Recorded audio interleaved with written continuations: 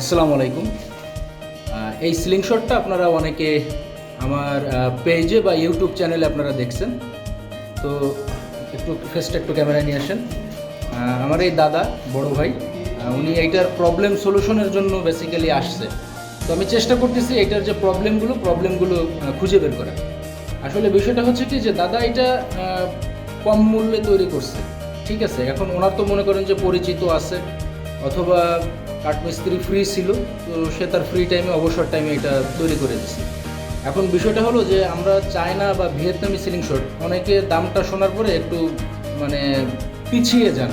হ্যাঁ, আমি বলি কি শুনেন, আমি একটা যুক্তি দিয়ে একটা কথা বলি, যে যদি ভুল হয় আপনারা শুধরে দেবেন। সেটা হলো যে একজন কাঠমিস্ত্রি, তারও তো একটা পরিবার আছে, তার তো একটা সংসার আছে।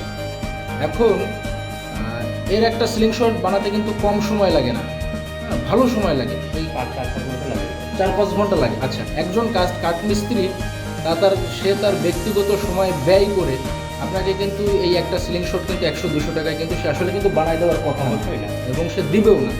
এখন বিষয়টা হলো এরকম ফিনিশিংয়ের সুন্দর করে একটা ফিনিশিং, একটা ডিজাইন দিতে গেলে মিনিমাম আমার মনে হয় যে পুরো একদিন লেগে যাবে। কালার করে ফিনিশিং প্রসেসিং করে পুরো একদিন লেগে যাবে। এখন একটা কাঠমিস্ত্রির একদিনের হাজিরা বা ইনকাম আছে সর্বনিম্ন 1,000 টাকা। হ্যাঁ, 1,000 টাকা না হলে সে তার মনে করেন যে তার নিজের যে খরচ সেটা সে বহন করতে পারবে না। এখন বিষয়টা হচ্ছে যে অনেকে এইগুলোর সাথে যদি বাইরেরগুলো বা চায়নারগুলো যদি কম্পেয়ার করেন, তো অবশ্যই আমি বলবো চায়না থেকে এইটা ভালো।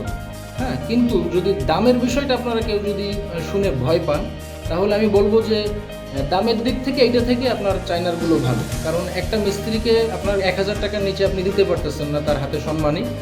আর চায়নার যে স্টেনলেস স্টিল যে সিলিং শটগুলো আছে, এগুলো আসলে 1,000 টাকার নিচে ভালো কোয়ালিটির স্টেনলেস স্টিল পাওয়াও যায় না। তো এটার একটা প্রবলেম আমি আপনাদেরকে দেখাই। এটা দেখেন, রাবারটা দেখছেন। আসলে দাদাই আমাকে একটু বলছে উনি যে উনি তাড়াহুড়ো করে এটা বাঁধছে আমাকে দেখানোর জন্য। তো এটা বাঁধায় প্রবলেম আছে।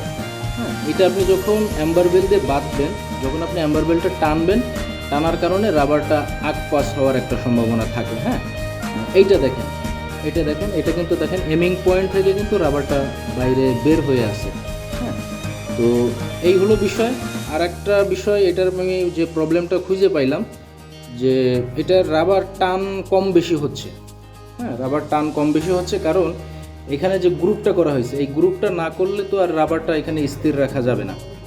আর যখন এটা অ্যাম্বার বেল দিয়ে বাঁধা হচ্ছে, কোনোটা দেখা যাচ্ছে যে রাবার বেশি ভিতরে ঢুকে যাচ্ছে, কোনোটা কম ঢুকে যাচ্ছে।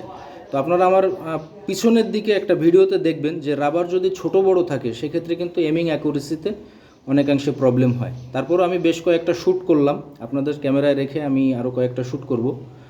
তো আমি আমার মতো করে দেখা যাচ্ছে যে জিনিসটা আমি সেট আপ করে নিছি। কিন্তু আসলে দাদাকে বলতেছিলাম যে আমরা ছোটোবেলায় যেটা ব্যবহার করতাম ওইটাই আসলে ভালো ছিল। এখন বিষয়টা হলো যে সায়েন্স বা এইটার যে আদ্যপান্ত বিষয়সমূহ, এই বিষয়সমূহগুলো যদি আপনি আয়ত্ত করতে পারেন, তাহলে আমি মনে করি যে এর থেকেও কম দামে সিলিং শট দিয়েও টার্গেটে হিট করা সম্ভব। তো চলেন দুই একটা প্র্যাকটিস করি।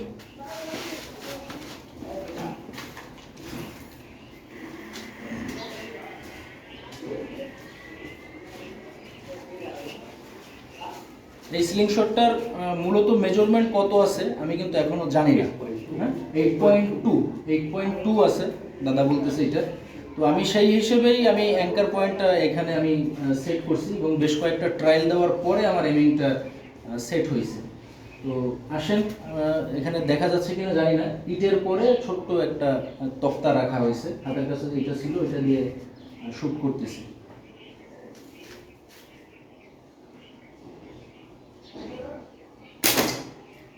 এটা ডান পাশ কাটছে, আবারও সেই প্রবলেমটা তৈরি হয়েছে। তো আমি একটু অ্যাঙ্কার পয়েন্টটা পিছন দিকে নেব।